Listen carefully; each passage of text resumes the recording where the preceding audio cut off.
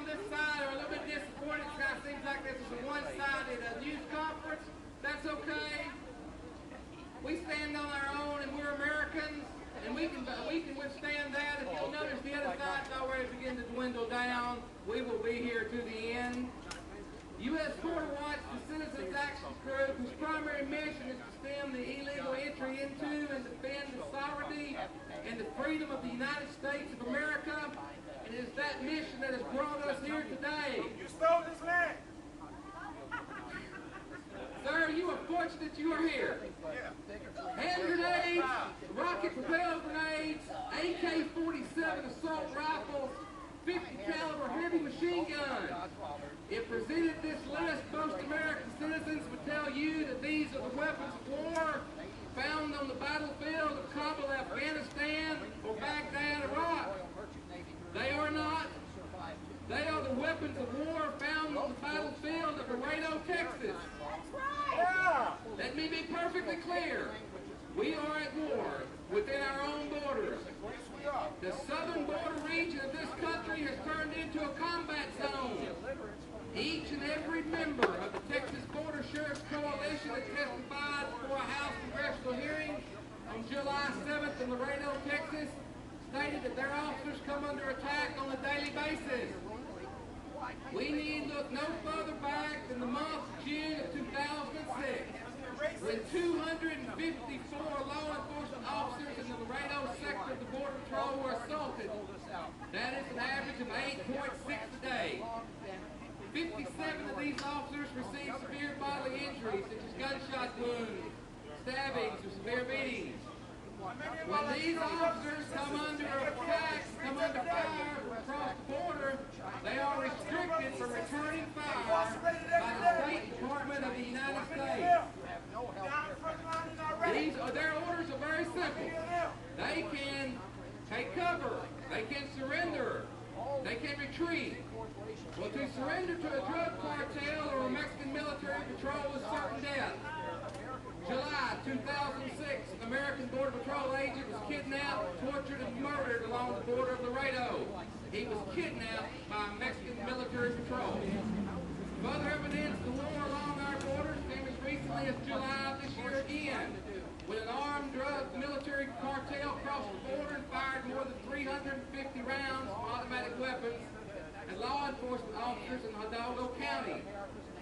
In the past 2 weeks, members of the United States National Guard encountered 6 heavily armed members of the Mexican Army within the United States by more than 10 miles in the Narco Mountains of Arizona. These unarmed National Guardsmen were forced to retreat and take cover as the Mexican patrol passed. That is ridiculous for the American government to put National Guardsmen on the border not armed. They need their arms. It is the responsibility of the government to see that they are safe. According to military sources, the Department of Homeland Security, not only are there terrorist groups such as Al-Qaeda and Hezbollah massing in Latin America, but as many as 3,000 members of terrorist organizations may reside in the Houston area. It is the time for the government of this nation and the President of the United States to order to the border federal troops of the United States Armed Forces to deal with these incursions. Mr. President, please do not hide behind Vasa Comitatus. It is a statute that states that federal troops cannot be used in enforcement of domestic laws against the citizens of the United States. It is clear that these incursions along our border is that of drug cartels and a foreign military, that being the Republic of Mexico.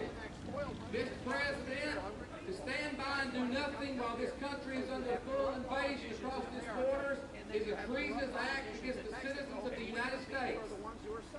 If left unabated, the war that rages along the borders of this nation will one day emerge in the streets of our city.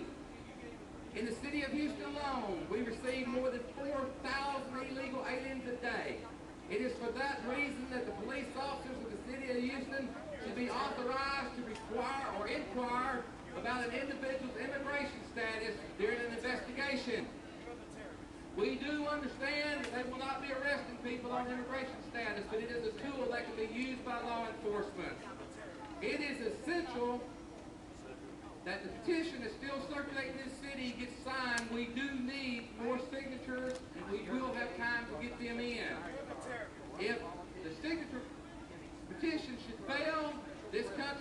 listed as the nation's immigration and nation sanctuary city.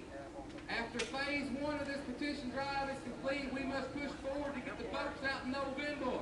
U.S. Border Watch is totally committed to that effort. We call upon each person that's present here today to do the same.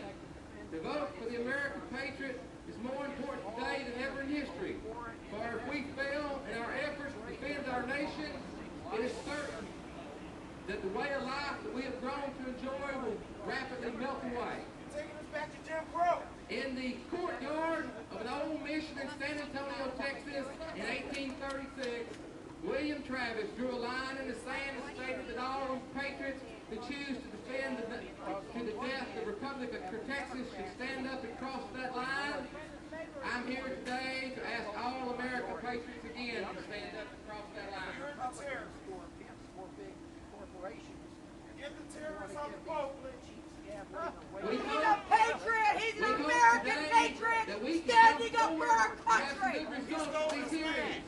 I believe that the American patriots will withstand the barrage of invasion across our borders, and we will defend this country at all costs. Which gives you what right? Don't look mean to me, buddy. At the ballot box, we will do As so. if that was the I argument. thank you for being here today. If you will notice, across to our left, they are dwindling down. It's all about them. We're here for the United States of America, and we will be here to the end. Thank you.